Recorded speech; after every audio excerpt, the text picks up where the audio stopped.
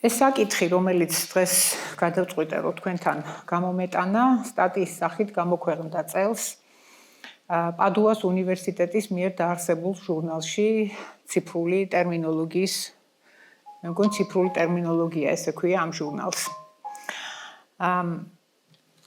თქვენ ყველას კარგად მოგეხსენებათ, ახლა აქ ისეთი გათვითცნობიერებული აუდიტორია, რომ ქართულ ტერმინოლოგიურ საქმიანობას მრავალსაუკუნოვანი გამოცდილება აქვს. ქვეყნის ადრეულმა გაქრისტიანებამ მეოთხე საუკუნის დასაწყისში ცხადია გამოიწვია ბიბლიური ლიტერატურის თარგმნა, რასაც თავისთავად მოყვებოდა ხოლმე შემდეგ ტერმინოლოგიური მუშაობაც. ამ თვალსაზრისით განსაკუთრებით გამორჩეულია შუა საუკუნეები, მე-10, მე-11, მე-12 საუკუნეები, ექვთიმე და გიორგი ათონელების, ეფრემ ცირის, იოანე პეტრიწის მოღვაწეობა და უნდა ითქვას, რომ მართლა საოცარი ენობრივი გამოგონებლობით არის აღბეჭდილი ის ტერმინოლოგია, რომლებსაც ისინი ქმნიდნენ, როცა თარგმნიდნენ ფილოსოფიურ ლიტერატურას, თეოლოგიურ ლიტერატურას და ცხადია, რომ საჭირო იყო აი ამ ტერმინების ქართულად გადმოტანა. პროფესორ დამანა მელიქიშვილის რედაქტორობით არის გამოცემული ორტომეული, ეს არის ფილოსოფიური და თეოლოგიური ტერმინების ძველ ქართულ, ძველ ბერძნული დოკუმენტირებული ლექსიკონი, რომლის დათვალიერებაც ნათლად აჩვენებს, თუ როგორი შემოქმედებითი მიდგომა ჰქონდათ ამ მოღვაწეებს, სწორედ ამ ტერმინოლოგიის შესაქმნელად ქართულ ენაზე გადმოსატანად და როგორ მაქსიმალურად ცდილობდნენ, რომ ქართული ენის რესურსები გამოეყენებინათ ამ ტერმინოლოგიის შექმნის დროს. შემდეგი იყო სულხან-საბა ორბელიანი, მოგეხსენებათ, რომ მან ძალიან ბევრი ტერმინოლოგია შეიტანა თავის სიტყვის კონაში და ერთგვარი სიმბოლოებიც კი შემოიღო, რომლითაც სხვადასხვა დარგის ტერმინები აღინიშნებოდა. შემდეგ იყო ვახტანგ მეექვსე და მისი ასტრონომიული გლოსარიუმი, რომელიც მან დაურთო თავის თარგმანს ასტრონომიული ტრაქტატების, ვახუშტი ბატონიშვილი, ნიკო და დავით ჩუბინაშვილები, მაგრამ ტერმინოლოგიური მუშაობის თვალსაზრისით, რა თქმა უნდა, მე-20 საუკუნე არის სრულიად გამორჩეული, როდესაც საქართველოს მეცნიერებათა აკადემიის ეგიდით შექმნილი სამეცნიერო კვლევითი ინსტიტუტები სწორედ ტერმინოლოგიური მუშაობით იყო დაკავებული და ამ საქმიანობას ეხმიანებოდა, ასევე და აძლიერებდა ტერმინოლოგიის განყოფილება ენათმეცნიერების ინსტიტუტში. და ვუკოლბერიძე, ქალბატონ როგნე დაღამბაშიძე, თქვენ სწავლობთ ტერმინოლოგიას მისი მონოგრაფიით, იყვნენ სწორედ გამორჩეული მეცნიერები, რომლებიც დიდად უწყობდნენ ხელს ამ საქმიანობას. პრაქტიკულად შეიძლება ითქვას, რომ არ არის დარგი, რომლის ტერმინოლოგიური ლექსიკონიც არ გამოცემულა მე-20 საუკუნეში. პრაქტიკულად არ არის ასეთი დარგი. 1961 წელს თენგიზ კვირკველიამ გამოსცა მოკლე რუსულ-ქართული ხუროთმოძღვრული განმარტებითი ლექსიკონი, რომელიც 1000-მდე ტერმინს მოიცავს და ეს ჩემი კვლევა სწორედ ამ ლექსიკონს ეფუძნება და ამ ტერმინოლოგიის ანალიზს. საერთოდ ხელოვნების სხვადასხვა დარგის ტერმინოლოგიას თუ გადავხედავთ, იქნება ეს სახვითი ხელოვნება, თუნდაც არქიტექტურა, მუსიკა, კინო და ასე შემდეგ, ვნახავთ, რომ ძალიან ბევრია ნასესხები ტერმინები. რაც გასაგებიც არის, ხო, მაინც ახლა სხვადასხვა არქიტექტურული სტილები, ვთქვათ, იგივე სახვითი ხელოვნება, სხვადასხვა მიმდინარეობები და ასე შემდეგ. და ამ თვალსაზრისით ძალიან საინტერესოა ქართული ხუროთმოძღვრული ტერმინოლოგია, იმიტომ რომ აქ ჩვენ ვხედავთ სწორედ აი იმ ტენდენციებს, რაც შუა საუკუნეების მოღვაწეთა საქმიანობაში იყო გამოკვეთილი. ანუ აქ ჩვენ ვხედავთ მცდელობას ქართული ენის რესურსების ბაზაზე ხუროთმოძღვრული ტერმინოლოგიის შექმნის. პირველ რიგში მინდა თქვენი ყურადღება მივაქციოთ თავად ტერმინს ხუროთმოძღვრება. მოგეხსენებათ, რომ სხვადასხვა დარგის ტერმინებისათვის ჩვენ ვიყენებთ ბერძნულ-ლათინური ძირის სიტყვებს. ქიმია, ფიზიკა, მათემატიკა, გეოლოგია, ბიოლოგია, ზოოლოგია, ბოტანიკა და ასე შემდეგ. არის რამდენიმე გამონაკლისი და ერთ-ერთი ასეთი გამონაკლისი არის სწორედ ხუროთმოძღვრება და ხუროთმოძღვარი, რომელიც არის არქიტექტურისა და არქიტექტურის ქართული სინონიმები. ხურო ძველი ქართული ენის ლექსიკონის მიხედვით მშენებელ ხელოსანს ნიშნავდა. ქართული ენის განმარტებითი ლექსიკონი გვეუბნება, რომ ეს არის ხელოსანი, რომელიც შენობის ხის ნაწილებს აკეთებს ან ხის შენობას აშენებს. მაგრამ აი ეს შესიტყვებები ხურონი ხეთანი, ხურონი ქვათანი, კირით ხურო, ქვით ხურო და ასე შემდეგ მეტყველებს იმაზე, რომ ხურო სწორედ არის მშენებელი. და აი ეს ტერმინი ხუროთ მოწყვრება და ხუროთ მოწყwari სწორედ ძალიან საინტერესო ტერმინებია, რომელიც ამ სიტყვიდან არის ნაწარმოები. ანუ ხუროთ მოწყვრება, ეს არის სწავლება მშენებლობის შესახებ და ხუროთ მოწყwari, ანუ ის, ვინც ამას ასწავლის. ძალიან ლამაზი და საინტერესო ტერმინებია. ის ტერმინები, რომელიც მე გავაანალიზე, მინდა შემოგთავაზოთ რამდენიმე, ასე ვთქვათ, ჯგუფად. ერთი ეს არის ეკლესიის ინტერიერის, იმიტომ ხუროთ მოწყვრება პრაქტიკულად ასევე უკავშირდება ეკლესია-მონასტრების მშენებლობას. ხო, აქ არ არის მარტო რომ იქ ითარგმნებოდა და ტერმინები იქმნებოდა, თავისთავად ქვეყნის მოქცევამ ქრისტიანობაზე გამოიწვია ეკლესია-მონასტრების მშენებლობა, რაც თავისთავად ხელს უწყობდა ხუროთ მოწყვრების განვითარებას და ასევე საინტერესოა ამ ტერმინოლოგიის კავშირი, გარკვეული კავშირი ქრისტიანულ რელიგიასთან. ამიტომ მე რამდენიმე ტერმინს შემოგთავაზებთ, რომელიც აღნიშნავს ინტერიერის არქიტექტურულ ელემენტებს, ასევე რამდენიმე ტერმინს, რომელიც ექსტერიერის არქიტექტურულ ელემენტებს აღნიშნავს და ასევე შევარჩიე რამდენიმე ტერმინი დღეს თქვენთან წარმოსადგენად, რომელიც სწორედ აჩვენებს აი როგორ არჩევს ნიშან-თვისებას, ან ტერმინოლოგიური სახელდების ესე თავისებურებებს წარმოაჩენს, რაც ასევე ჩემი აზრით ეხმიანება აი შუა საუკუნეების მოღვაწეთა მეთოდს. საკურთხეველი არის მოგეხსენებათ ერთ-ერთი მნიშვნელოვანი ტერმინი ეკლესიის, ასე ვთქვათ, ინტერიერში. ეს არის ის სივრცე, რომელიც გამოყოფილია ძირითადი ეკლესიის ძირითადი ნაწილისაგან მართლმადიდებლურ ეკლესიაში კანკელის მეშვეობით, ხო? კანკელი. და მას ეწოდება საკურთხეველი. საკურთხეველი ეს ტერმინი დაკავშირებული არის კურთხევასთან. ანუ კურთხევა თავისთავად ეს არის ძალიან მნიშვნელოვანი სიტყვა, რომელიც უკავშირდება ზიარებას ერთ-ერთ ყველაზე დიდ ქრისტიანულ საიდუმლოს. აი მარკოზის სახარებაში არის შემდეგი მე-14 თავში და როცა ჭამდნენ ისინი, აიღო პური იესონ, აკურთხა, გატეხა და მისცა მათ და უთხრა, მიიღეთ, ჭამეთ, ეს არის ჩემი ხორცი. და აიღო სასმისი, აკურთხა და მისცა მათ და სვამდნენ ყველანი იმით. ანუ კურთხევა არის უპირველეს ყოვლისა სწორედ ზიარებასთან დაკავშირებული და ამიტომ ამ ტერმინის კავშირი საკურთხეველის, ანუ ამ სივრცისთვის საკურთხევლის წოდება, როგორც ერთმა სამღვდელო პირმა აღნიშნა, ეს არის სამყაროში ყველაზე დიდი წვენის კურთხევის ადგილი. აი ხედავთ, რამხელა დიდი ქრისტიანული შინაარსით არის ეს ტერმინი დატვირთული და უკავშირდება, როგორც გითხარით, ერთ-ერთ უდიდეს ქრისტიანულ საიდუმლოს. სანათლავი ასევე მნიშვნელოვანი ელემენტია, მოგეხსენებათ. ორი ტერმინი გვაქვს ამისათვის, სანათლავი და ემბაზი. ემბაზი ბერძნული ნასესხობაა, როგორც ხვდებით, ხოლო სანათლავი არის დაკავშირებული ნათლასთან, ნათლისღებასთან და თავისთავად ის დაკავშირებულია ზეცართავ სახელთან ნათელი. ეს სიტყვა თავისთავად ნათლა არის საინტერესო და ამიტომ მე მივაქციე იმას ყურადღება, რომ სწორედ ის არის გამოყენებული ამ ტერმინის საწარმოებლად. ნასესხების სიტყვის პარალელურად, იმიტომ რომ როგორც აღნიშნავს ერთ-ერთი ჩემი კოლეგა, ქეთევან გადილია, ბიბლიის ინსტიტუტის მეცნიერ თანამშრომელი, აი ეს ხატი, ნათელი, იმ ენებში, რომლებთანაც ქრისტიანულ ენებში, რომლებთანაც ქართველ ხალხს ჰქონდა კონტაქტი, არსად ესეთი ხატი არ არის. იმიტომ რომ ბაპტიზმ, ანუ ბაპტიზმოს, ხო, ეს ლათინური ძირის სიტყვა არის ნიშნავს წყალში ჩაშვებას. და ჩვენთან არის ნათელი, ნათლის მიღება, ნათელი, რომელიც არის თავად ქრისტე და რომელიც სულიწმიდის მადლით შემოდის ადამიანში ნათლისღების დროს, ნათლის დროს. ესეც არის მეორე უდიდესი ქრისტიანული საიდუმლო, რომელსაც ეს ტერმინი უკავშირდება.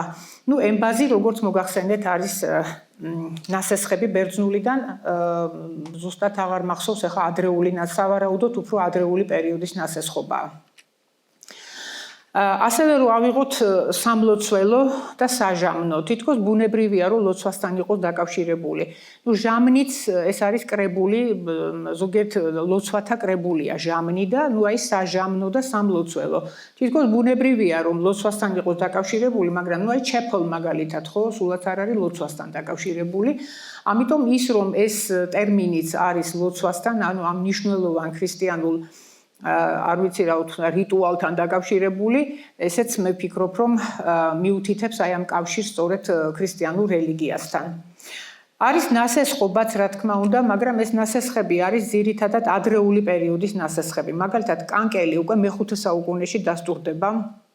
ისევე როგორც ეკლესია არის ნასესხები და მე-5 საუკუნეში დასტურდება ბერძნული ნასესხობა. ნუ იკონოსტასი არის უფრო გვიანდელი ნასესხობა, რომელიც ნუ კანკელის სინონიმია.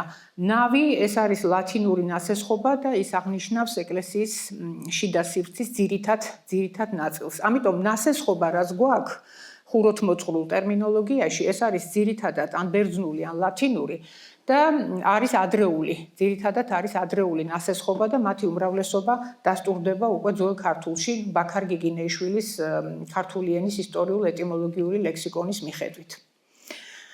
რაც შეეხება ეკლესიის ექსტერიერის არქიტექტურული ელემენტების სახელებს, აქ ჩვენ ვხედავთ ადამიანის სხეულის აღნიშნულ სიტყვებს, რომლებიც მეტაფორულად არის გადააზრებული და გამოყენებულია აი ამ არქიტექტურული ელემენტების აღსანიშნავად. გუმბათის ყელი. აქ არის აშკარა მეტაფორა, ხო? ესე იგი ფორმით და სტრუქტურული მდებარეობით მსგავსებას ეფუძნება ყელის გამოყენება აი ამ არქიტექტურული ელემენტის აღსანიშნავად. თავად გუმბათი ნასესხობაა. სხვა შორის გამიკვირდა ბაქარ გიგინეიშვილთან არის რომ ეს არის სპარსული ნასესხობა გუმბათი ცოტა მეწყინა სიმართლე გითხრათ მაგრამ ნუ ყელი ამას ასწორებს გუმბათის ყელი. საინტერესო არის ტერმინი ფასადის მკლავები. აქაც ჩვენ ვხედავთ აშკარა მეტაფორას რომელიც ასევე სტრუქტურულ მდებარეობას ეფუძნება. და ნუ საკმაოდ მნიშვნელოვან არქიტექტურულ ექსტერიერის არქიტექტურულ ფრაგმენტს აღნიშნავს, ელემენტს აღნიშნავს. კამარის თაღის ქუსლი. ქუსლი ეს არის ერთგვარი ბალიში, ანუ ეს არის პირველი ქვა, რომელზეც შემდეგ ხდება კამარის თაღის დაშენება, აშენება. თავანი, სახურავი, რომელიც შედგება თაღებისაგან ან გუმბათისაგან, აქაც ვხედავთ მეტაფორულ გადააზრებას ადამიანის სხეულის ნაწილების, რასაც ასევე საფუძვლად უდევს სტრუქტურული მდებარეობით მსგავსება. კიბის საფეხურის შუბლი. აი ეს ნაწილი არის შუბლი, როგორც ჩანს ფორმით მიამსგავსეს ადამიანის შუბლს. საინტერესო ტერმინია საცრემლე. ეს არის დეტალი კარზე და ფანჯარაზე, რომელიც აცილებს წვიმის წყალს აცილებს იმას კარს და ფანჯარას. გამობურცული წარბი, ეს არის ეს დეკორატიული 엘ემენტი, რომლითაც ხდება დეკორატიულად, ასე ვთქვათ, გაფორმება და როდესაც ამას უყურებ ამ ტერმინოლოგიას, ანუ ადამიანის სხეულის აღნიშნული სიტყვები არის გამოყენებული ეკლესიის ექსტერიერის არქიტექტურული ელემენტების აღსანიშნავად. ნუ ცხადია თავში მოგდის აზრი, რომ ეკლესია არის გაიგივებული ადამიანთან, ხო? აქ არ შეიძლება არ გავიხსენოთ ჯვრის მონასტერი, რომლის არ გავიხსენოთ პროპორცია უბრალოდ ჯვრის მონასტრის, ანუ ჯვრის მონასტრის პროპორცია მთასთან არის იგივე, რაც არის ადამიანის თავისა მის სხეულთან, ანუ 1/7. და ამიტომ არის რომ რაღაცა ბუნებრივი გაგრძელება გონია, ხო, რომ უყურებ ჯვარი რო გამოჩნდება, თითქოს რაღაცა ბუნებრივად ამოზრდილია თითქოს მონასტერი ბუნებრივად, აი როგორი ხუროთმოწყვრები გვყავდა ჩვენ.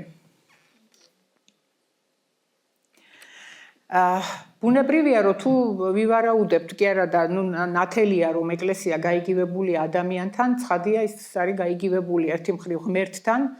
და მე ვფიქრობ, რომ ეს არის უფრო გაიგივებული იმასთან, რასაც ქრისტიანულ თეოლოგიაში კონსუბსტანციურობა ეწოდება, ანუ თანაარსობა, ერთარსობა.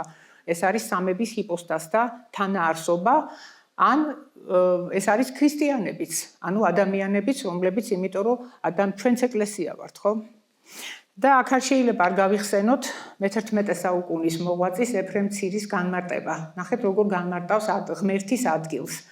ადგილ ღმრთისა ოდესმე საითქუმის და ოდესმე ეკლესიაი და ოდესმე ქალწული და ოდესმე გვამი კაცადისაი გინა თუ ყოველივე რომელსაც ზედა განისურენოს ნებამან ღვთისამან. მე მგონი ეს ყველაფერს ბეჭედს ასვამს ეს განმარტება. რამდენიმე ტერმინი მინდა წარმოგიდგინოთ იმის საჩვენებლად თუ როგორ ხდება ტერმინოლოგიური სახელდება. ანუ როგორ იქმნება ტერმინი და რა ნიშანთვისების შერჩევა ხდება, როგორ ხდება ნიშანთვისების შერჩევა ტერმინის შესაქმნელად.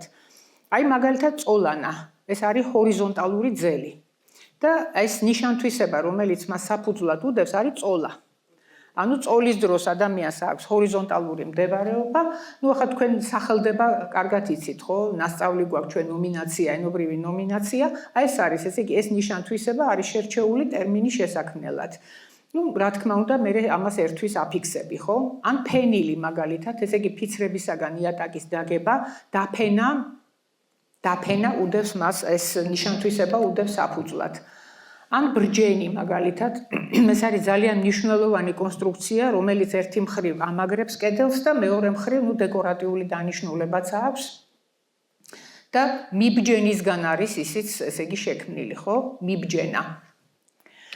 ან ქვაბული მაგალითად, ეს არის საძირკვლის ორმო და ქვაბული, ანუ ქვაბი უდევს მას საფუძვლად, ეს არის არა ჭურჭელი, არამედ ქვაბი მოგეხსენებათ ძველ ქართულში და ვეფხის ტყაოსანშიც ქვაბი აღნიშნავს გამოქვაბულს. ანუ აი ეს ნიშანთვისება დაედო საფუძვლად ამ ტერმინის შექმნას. საინტერესო ტერმინია სამრეკლოც, ჩემი აზრით, ინგლისურად ეს არის bell tower, როგორც მოგეხსენებათ, ანუ ზარების კოშკი. იგივეა კამპანილე, ხო? ისიც ზარების კოშკს ნიშნავს. და საინტერესოა, რომ ჩვენთან არის შექმნილი ტერმინი, რომელიც არა ზარს აღნიშნავს, არამედ რეკვას. რეკვა არის აქ ხაზგასმული და არა ზარი, თითქოს ესე იგი ეს არის რეკვა ქრისტიანებისათვის, ხო? თითქოს ის უხმობს ამითი ქრისტიანებს. ძალიან მომწონს ეს ტერმინები. თაღნარი, სვეტნარი, ანუ ბაღნარის ასოციაციით არის შექმნილი ეს ტერმინები, თაღნარი, თაღედი, სვეტნარი, სვეტისთავი. მაგრამ შემდეგ რა თქმა უნდა შემოვიდა არკადა, შემოვიდა კოლონადა, შემოვიდა კაპიტელი. ეხლა ვერ გეტყვით რამდენად გამოიყენება დღეს, რამდენად აქტიურად იყენებენ ამ ტერმინებს, თაღნარს და სვეტნარს, მაგრამ მე მგონი ლამაზი ტერმინებია თავისთავად. თან არსებობენ, შეიძლება ვივარაუდოთ, რომ თან არსებობენ ეს ტერმინები.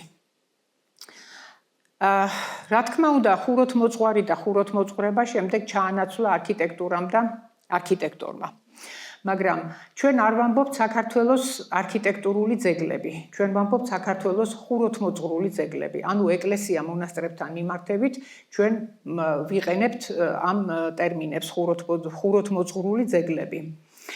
შემდეგ რა თქმა უნდა, ბევრი ნასესხები ტერმინი გაჩნდა, არქიტექტურული ტერმინი გაჩნდა ქართულ ენაში, რაც უკავშირდება ერთი მხრივ დასავლურ არქიტექტურულ სტილებს, აღმოსავლურ არქიტექტურულ სტილებს და იმ დეტალების სახელებს, რომელიც მათთან არის დაკავშირებული. ხო, აი ეს მინდოდა კიდევ სარკმელი, ამაზეც მინდოდა თქვენი ყურადღება გამემახვილებინა, სარკმელი ძველ ქართულში მოგეხსენებათ ფანჯარას ნიშნავდა. შემდეგ ქართულში მისი მნიშვნელობა დავიწროვდა და დღეს ვიცით, რასაც აღნიშნავს სარკმელი. მაგრამ ხუროთმოძღვრულ ტერმინოლოგიაში მან თავისი პირვანდელი მნიშვნელობა შეინარჩუნა და ფანჯრის მნიშვნელობით გამოიყენება. და საინტერესო არის, რომ ძველ ქართულში არის კიდევ ესეთი ტერმინი ლანძვი. არ ვიცი ამ ტერმინის ეტიმოლოგია, ვერ მოვიძიე, მაღალ ვიწრო ფანჯარას აღნიშნავს. სწორედ იმ ტიპის ფანჯარას, რომელიც დამახასიათებელია ქართული ეკლესია მონასტრებისათვის.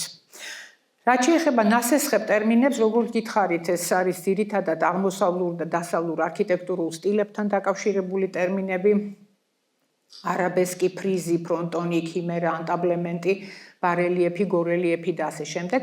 ანუ ეს ნასესხები ტერმინები უფრო რაც მე ვნახე არის დაკავშირებული აი სწორედ ამ უცხო არქიტექტურულ სტილებთან, ხოლო აი ხუროთმოწყვრული ტერმინოლოგია, უშუალოდ ხუროთმოწყვრული ტერმინოლოგია ცდილობს გამოიყენოს ქართული ენის რესურსები და აქ ჩვენ გვაქვს ისეთი ტერმინები, რომელიც საკმაოდ არის გადაწნული ქრისტიანულ რელიგიასთან, როგორც ნახეთ.